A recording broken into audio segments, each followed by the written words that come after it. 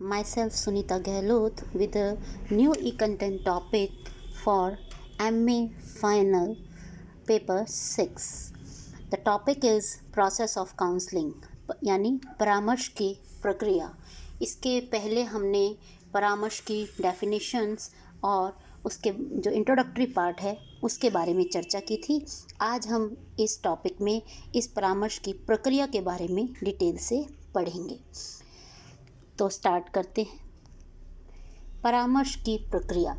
परामर्श एक प्रक्रिया है जिसके अंतर्गत परामर्श लेने वाला व्यक्ति परामर्शदाता के साथ विशिष्ट उद्देश्य को पूरा करने के लिए कार्य करता है तथा ऐसे व्यवहारों को सीखता है जिनका उसके द्वारा विशिष्ट उद्देश्यों की प्राप्ति के लिए आवश्यक है। परामर्श की सफलता के लिए उसमें निम्नलिखित 4 आधारभूत मान्यताओं का होना आवश्यक है। जैसे इच्छा जानना, जो परामर्श करता है उसको ये जानना चाहिए कि सामने वाला इच्छुक है या नहीं।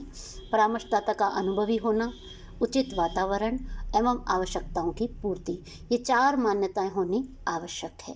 परामर्श प्रक्रिया की आधारभूत मान्यताओं के परिचय के उपरांत अन्य प्रश्न जो हमारे सम्मुख उपस्थित होता है वह है कि परामर्श का स्वरूप कैसा होगा। इसके लिए हमें उसके विभिन्न जो प्रोसेस के जो भाग हैं उनको जानने की ज़रूरत रहेगी। परामर्श की प्रक्रिया के प्रमुख भाग हैं परामर्श का लक्ष्य, उपभोग्य यानी क्लाइंट एवं परामर्शदाता। ये 3 जो हैं परामर्श की प्रक्रिया के प्रमुख भाग हैं। यह लक्ष्य परामर्शदाता एवं उपभोग्य के परिवेश एवं समाज सापेक्ष होते हैं। दूसरे शब्दों में कह सकते हैं कि परामर्शदाता एवं उपभोग्य यानी क्लाइंट के सामाजिक, धार्मिक एवं राजनीतिक परिवेश में जो मूल्य एवं आदर्श प्रचलित होंगे उनके अनुसार ही परामर्श के लक्ष्यों का निर्धारण होगा। लक्ष्यों के निर्धारण में व्यक्ति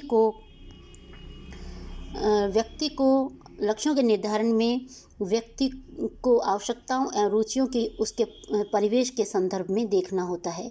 एक प्रकार से परामर्श का लक्ष्य उपभोग्य यानी क्लाइंट के मूल्यों के पुनर्वेशन यानी रीडिस्कवरी में सहायता देना होता है। कहने का अर्थ है कि परामर्श जो प्रक्रिया है उसके 3 पार्ट होते हैं, 3 भाग होते हैं। पहला है उसका उद्देश्य यानी गोल्स, परामर्श का लक्ष्य। फिर आता है क्लाइंट यानी उपभोग्य जिसे परामर्श देना है, एवं परामर्शदाता यानी जो परामर्श देता है। इन तीनों का ही आर्थिक, सामाजिक और राजनीतिक परिवेश और जो उनके मूल्य एवं आदर्श जो होते हैं वे ही परामर्श के लक्ष्यों का निर्धारण करते हैं और उन्हीं के साथ जब संबंध स्थापित होता है तो परामर्श की प्रक्रिया पूर्ण होती है। तो इसमें हम सबसे पहले देख लेते हैं कि परामर्श के लक्ष्य क्या हैं। पहला है उपभोग्य द्वारा अपनी क्षमताओं, अभिप्रेरकों तथा दृष्टिकोणों की यथार्थ स्वीकृति। परामर्श का जो कोई भी काउंसलिंग हो उसका एक लक्ष्य, गोल क्या होना चाहिए कि उसमें जो क्षमताएं हैं, मोटिवेशनल हैं और दृष्टिकोण हैं, उस जो यथार्थ है उसको स्वीकार करना बहुत ज़रूरी है। फिर आता है उपभोग्य जो है उसके द्वारा सामाजिक, आर्थिक और व्यावसायिक परिवेश के साथ तर्क संगत सामंजस्य की प्राप्ति, यानी जो क्लाइंट है वो सामाजिक और आर्थिक और व्यावसायिक परिवेश के साथ अपना रिलेशन जो है वो बना सके।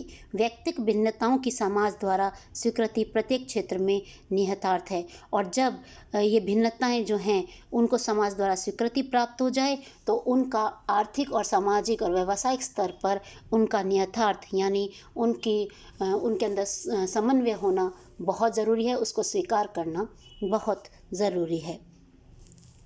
अब आता है कि जो ये इस प्रकार जो परामर्श है, परामर्श का लक्ष्य व्यक्ति को अपनी क्षमता एवं सीमाओं से परिचित कराना एवं समस्याओं के प्रति संतुष्टि का विकास करना है। प्राय लोग अपने संबंध में एक अवास्तविक आदर्श धारणा विकसित कर लेते हैं जो उनकी वास्तविक क्षमता से भिन्न होती है। इसी भिन्नता को दूर करने के लिए वास्तविक स्व और एक आदर्श स्व के बीच में जो दूरी है इस बात को स्वीकार करना बहुत ज़रूरी है। परामर्श के उद्देश्यों को इस प्रकार स्पष्ट किया जा सकता है कि उपभोग्य द्वारा अपनी क्षमताओं, अभिप्रेरकों तथा आत्म दृष्टिकोणों को स्वीकार करें, उनके बीच सामंजस्य की प्राप्ति हो तथा व्यक्तिगत भिन्नताओं की समाज द्वारा स्वीकृति तथा सामुदायिक रोजगार एवं वैवाहिक संबंधों के क्षेत्र में उनका निहितार्थ हो। अतः स्पष्ट है कि परामर्श का लक्ष्य कई बातों पर निर्भर करता है। सबसे पहले व्यक्ति को अपने बारे में सटीक मूल्यांकन प्राप्त करना परामर्श का लक्ष्य है। उसके बाद व्यक्ति का अपने परिवेश के साथ किस प्रकार का सामंजस्य है, इस बात पर ध्यान देना आवश्यक है। व्यक्ति को जीवन में अगर सफल होना है तो उसका अपने आसपास के वातावरण के साथ सामंजस्य होना अति आवश्यक है। इसके अतिरिक्त व्यक्ति के मानसिक स्वास्थ्य के लिए जीवन के विभिन्न क्षेत्रों में उसका सामंजस्य वास्तविक धरातल पर होना चाहिए, तभी किसी लक्ष्य को प्राप्त किया जाता है। फिर आता है परामर्श के उद्देश्य की दिशाएं कौन कौन सी हैं। परामर्श के उद्देश्य की दिशाएं निम्नलिखित हैं। पहली है इसमें आत्मज्ञान।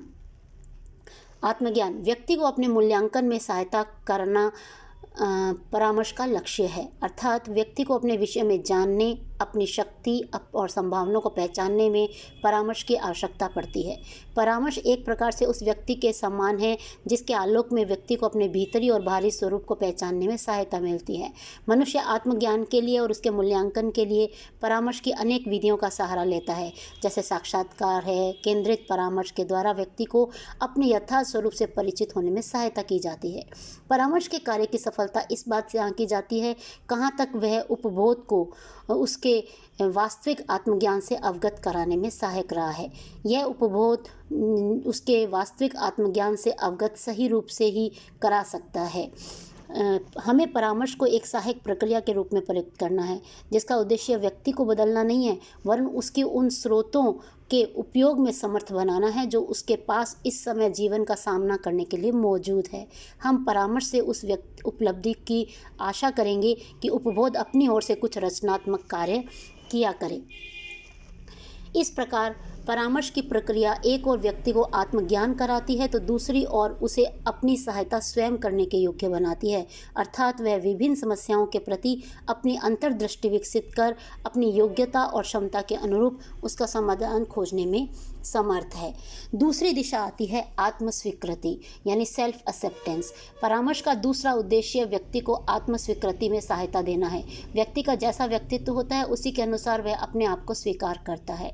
इस संसार में ऐसे अनेक पुरुष हैं जो अपने बारे में उचित दृष्टिकोण नहीं बना पाते हैं। दूसरे लोग जैसा उसके संबंध में कहते हैं वो वैसा ही मान लेते हैं और स्वीकार कर लेते हैं। कोई व्यक्ति यदि बाहर से सुंदर नहीं है तो उसे प्रति क्रूर होने की धारणा नहीं बना लेनी चाहिए। परामर्शदाता का कर्तव्य है कि उचित परामर्श के द्वारा वह उसे समझाए कि वास्तविक सुंदरता हृदय से होती है। यदि कोई व्यक्ति बाहर से बहुत सुंदर है लेकिन उसका स्वभाव और आचरण बहुत खराब है तो वह वास्तव में सुंदर कहलाने योग्य नहीं है। इसी प्रकार रूप होते हुए भी व्यक्ति अपने गुणों और अच्छे स्वभाव के कारण सुंदर लगता है और लोग उसकी ओर आकर्षित होते हैं। इस प्रकार व्यक्ति को अपने यथार्थ मूल्यांकन के रूप में स्वीकार करना चाहिए। इस कार्य में परामर्श व्यक्ति की अधिक से अधिक सहायता कर सकता है। इस प्रकार यदि व्यक्ति के विकास के लिए कोई दृढ़ आधार परामर्श द्वारा प्राप्त होता है तो उसे तुरंत ही स्वीकार कर लेना चाहिए। यानी पहले तो उसे आत्मज्ञान हो जाना चाहिए, फिर आत्मस्वीकृति यानी खुद के बारे में सेल्फ एक्सेप्टेंस होना बहुत ज़रूरी है। तीसरी जो दिशा आती है, तीसरी जो डायरेक्शन परामर्श में आती है वह है सामाजिक समरसता यानी सोशल हार्मनी। परामर्श का उद्देश्य व्यक्ति की एक सामाजिक समरसता में सहायक होना भी है। व्यक्ति के सामने समाज में अनेक प्रकार की समस्याएं आती हैं जिनका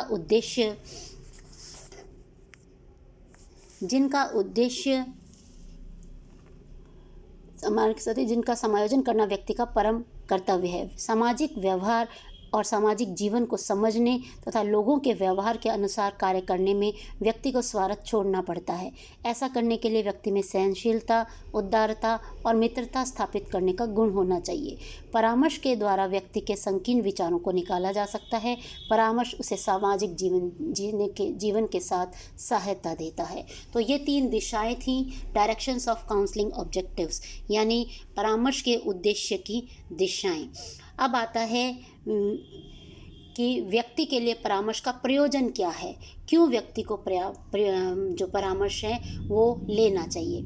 ये प्रयोजन निम्नलिखित हैं। व्यक्ति को उसकी सफलता के महत्व को बताना, व्यक्ति के बारे में वे सूचनाएं प्राप्त करना, जो उसकी समस्याओं के समाधान में सहायक हो। व्यक्ति और परामर्शदाता के मध्य आपसी समझ की भावना को विकसित करना।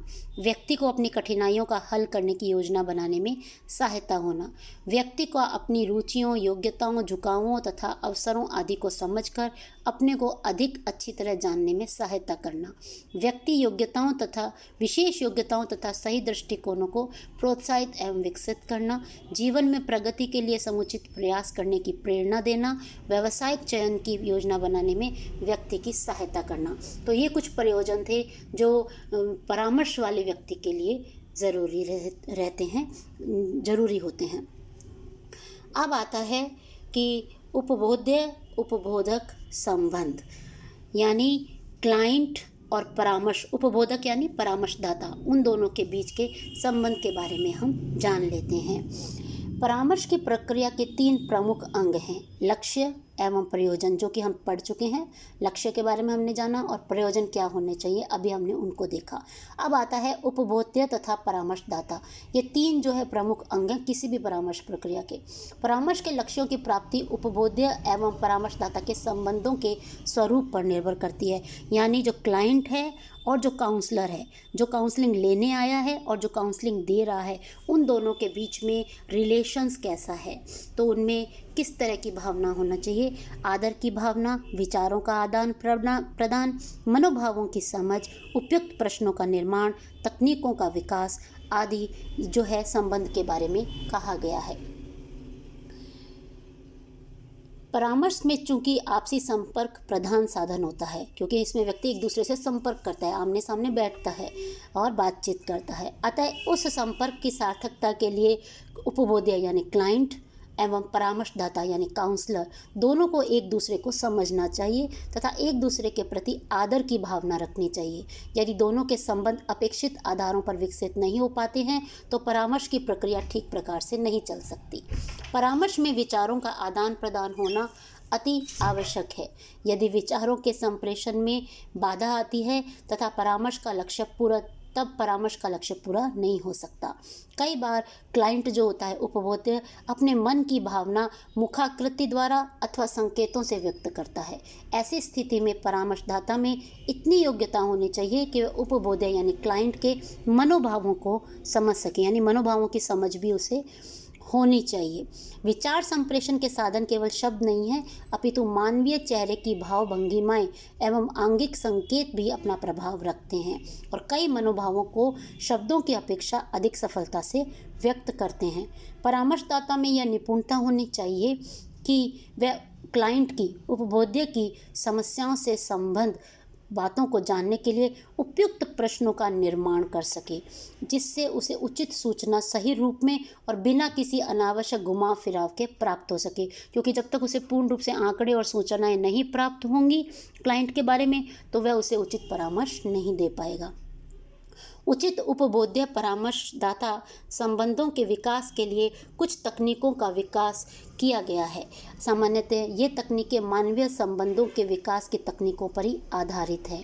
जैसे कि पहला है ये तकनीक के रूप में जो कि काउंसलर जो है उपबोधक केंद्रित कुछ तकनीकों का इस्तेमाल कर सकता है, जैसे कि प्रश्न करना। प्रश्नों का निर्माण इस प्रकार किया जाए कि समस्या को अच्छे से समझने में सहायक हो तथा समस्या के विस्तार और उसके कारण को समझने में सहायक हो। दूसरा आता है तकनीक जो यूज़ कर सकता है वो पुनर्वासन अथवा प्रशंसा। परामर्शदाता के द्वारा उपबोध्य के विधेयात्मक यानी पॉजिटिव मूल्यांकन की दृष्टि से उसकी बार बार प्रशंसा करना और उसे आत्मस्वीकृति में सहायता करना है। तीसरा आलोचना अथवा निषेधात्मक मूल्यांकन। परामर्शदाता द्वारा उपबोध्य का निषेधात्मक मूल्यांकन किया जाना और उसके नेगेटिविटी को हटाना। चौथा है व्याख्या। उपबोध्य द्वारा अपने संबंध में कही पूरी या अधूरी बात के प्रयत्न की व्याख्या करना। उपबोध्य को यह दर्शाना कि किस प्रकार व्यवहार के अनेक पक्ष एक दूसरे से संबंध हैं। उपबोध्य को उन बातों का कार्य और कारण संबंध स्पष्ट करना जिन्हें उसने नहीं बताया है, क्योंकि क्लाइंट हमेशा पूरी की पूरी बात कभी कभी नहीं बताएगा, कभी वो बीच में छोड़ देता है, तो उसको पूरा इंटरप्रेट करना कि वो कहना क्या चाह रहा है ताकि वो उसे अपनी विश्वास में ले सके। सलाह एवं सुझाव। उन कार्यों एवं मार्गों का संकेत देना जिन्हें उपबोध्य को अपनाना है तथा उन मानदंडों एवं दृष्टिकोणों का निर्देशन जिन्हें उसे अपनाना चाहिए। सहमति, परामर्शदाता के द्वारा सुझाए गए तत्वों एवं कार्यों को उपबोध्य किस लिए करें, यह समझना। कतिपय ऐसे व्यक्तियों का उदाहरण प्रस्तुत करना जो उन्हें अपनाकर अपनी समस्याओं को दूर कर सके। परिचय, उपबोध्य के अनुभवों को यह कहकर कि जैसा कि तुम अनुभव कर रहे हो वैसा ही मैंने अनुभव किया है, तो आइडेंटिफाई करना, एक दूसरे के अनुरूप हो जाना उस वक्त के लिए बहुत ज़रूरी होता है एक अच्छे परामर्श के लिए। फिर आता है परामर्शगत अनुभव। परामर्श की प्रक्रिया में परामर्शदाता को बीच बीच में अनेक अनुभवों से गुजरना पड़ता है। ये अनुभव सार्थक हो सकते हैं एवं इनको उपयोगी बनाया जा सकता है। इसके लिए परामर्श के पूर्व उसके लिए अपेक्षित तैयारी कर लेनी चाहिए। परामर्शदाता को उपबोध्य की समस्या से संबंधित अथवा उपबोध्य के विषय में आवश्यक आंकड़े एवं पूर्व जानकारी उपलब्ध होनी चाहिए। जहां उपबोध्य एवं परामर्शदाता मिल रहे हों वहां किसी प्रकार का शोर या बाहरी हस्तक्षेप नहीं होना चाहिए। परामर्श प्रक्रिया से पूर्व उपबोध्य व उपबोधक में सामरस्य यानी रैपो स्थापित करना भी वांछनीय है। यह रैपो यानी विश्वास परामर्श की सफलता के लिए अत्यंत महत्वपूर्ण तत्व है। सामरस्य वह स्थिति है जहां उपबोधक एवं उपबोध्य के बीच विकसित आदर्श संबंध कहा जा सकता है। यह एक ऐसा संबंध होता है जो सहज, आरामदेह और स्वतंत्र होता है, जहां प्रत्येक व्यक्ति ईमानदार होता है, एक दूसरे पर विश्वास करता है। परामर्श के दौरान कुछ समस्याओं का भी जिक्र होता है। इन समस्याओं को दूर करने के लिए परामर्शदाता को निम्नलिखित बातें ध्यान में रखनी चाहिए कि जब कुछ समस्याएं आती हैं तो उसमें कुछ बातें हैं जो कि उसे ध्यान में रखनी चाहिए।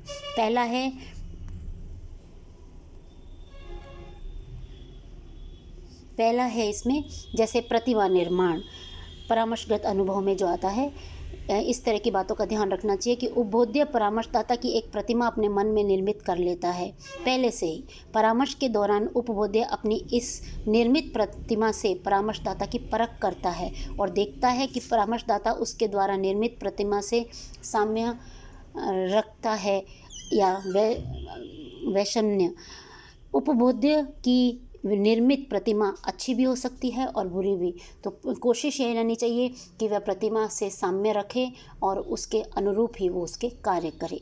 विधेयात्मक वातावरण, जब परामर्श या प्रारंभिक सत्र ही उसका अंतिम सत्र भी हो तब परामर्शदाता यह मानकर चल सकता है कि प्रथम सत्र का प्रमुख कार्य एक ऐसा विधेयात्मक वातावरण उत्पन्न करना है जिससे क्लाइंट अपनी समस्याओं के संबंध में और आगे विचार के लिए फिर आना चाहे। उपबोध्य से संबंध, परामर्शदाता को उपबोध्य को यह अनुभव करा देना चाहिए कि अनेक सत्रों की भांति प्रारंभिक सत्र का संबंध उपबोध्य से है, क्लाइंट से है, परामर्शदाता से नहीं। वास्तव में उपबोध्य ही परामर्श का केंद्र होना चाहिए। फिर आता है आत्मविवेक। यदि परामर्शदाता का लक्ष्य कम से कम सही मानवीय संबंध जेन्युइन ह्यूमन रिलेशनशिप स्थापित करना ही हो तो उसे यह बात समझ लेनी चाहिए कि वह किसी प्रणाली, विज्ञान या तकनीक से बंधा हुआ नहीं हो, वह केवल आत्मविवेक से ही बंधा हुआ हो। अभिप्राय यह है कि परामर्शदाता की अपना कार्य पूर्ण निष्ठा के साथ करना है। किसी विशेष प्रणाली या प्रविधि की प्रक्रिया अनिवार्यतः स्थान देना उसके लिए आवश्यक नहीं है। पुनः आने में रुचि। सत्र के अंत के समय परामर्शदाता को उपबोध्य को संकेत देना चाहिए कि वह उसके पुनः आने में रुचि रखता है। उपबोध्य को ऐसा अनुभव नहीं कराना है कि उसे परामर्शदाता के पास केवल इसलिए आना है क्योंकि उसके पास अन्य कोई विकल्प नहीं है। परामर्श की प्रक्रिया में उपबोध्य के अंतर विकास में सहायता दी जाती है। परामर्श का कार्य तभी फलप्रद हो सकता है जबकि परामर्शदाता उपबोध्य को अपने विचारों तथा अपनी स्थितियों की अभिव्यक्ति का समुचित अवसर प्रदान करे, साथ ही क्लाइंट को एक महत्वपूर्ण व्यक्ति स्वीकार करे। असमंजन की समस्याओं का मूल प्राय निराशा, आत्मविश्वास का अभाव एवं अपने को महत्वहीन समझने में होता है। परामर्श की प्रक्रिया में क्लाइंट के इसी महत्व एवं आत्मविश्वास को जागृत किया जाता है। परामर्शदाता को क्लाइंट को ऐसा अनुभव करने में सहायक होना चाहिए कि उसके नैतिक आदर्श, सामाजिक मूल्य एवं जीवनगत धारणाएं भी महत्वपूर्ण हैं। परामर्शदाता महत्वपूर्ण एवं काम का व्यक्ति है और उसका व्यक्तित्व भी दूसरों द्वारा आदृत है यानी रिस्पेक्टेड है। इस प्रकार परामर्श की प्रक्रिया एक गतिशील प्रक्रिया है। उपबोध्य एवं परामर्शदाता जब आपसी संबंधों की उचित पृष्ठभूमि तैयार करने में सफल हो जाते हैं तथा लक्ष्यों एवं प्रयोजनों के अनुकूल परामर्श का उपयोग करते हैं, तभी परामर्श की प्रक्रिया सार्थक हो पाती है। तो यह थी परामर्श की प्रक्रिया, जिसके संबंध में आज हमने उपबोध्य और परामर्शदाता के संबंधों को जाना और परामर्श की लक्ष्य और प्रयोजन के बारे में चर्चा की। आशा करती हूँ आपको ये टॉपिक अच्छे से समझ आया होगा। Thank you.